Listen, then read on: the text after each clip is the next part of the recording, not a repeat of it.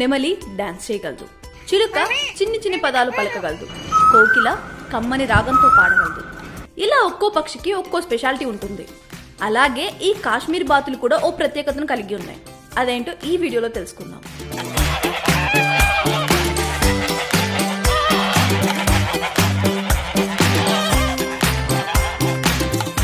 సాధారణంగా బాతులు పొట్టిగా తోకను ఊపుతూ నడుస్తూ కనిపిస్తాయి, లేదంటే నీళ్ళల్లో ఈదుతుంటాయి. అధిక బరువు ఉండే ఈ దేశీ పక్షులకు రెక్కలున్నప్పటికీ ఎగరలేవు.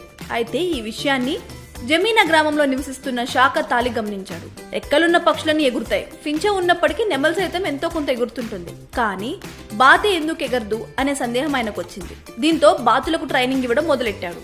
దాదాపు 6 నెలలు వాటికి శిక్షణ ఇచ్చి అవి 100% ఎగిరేలా చేశాడు.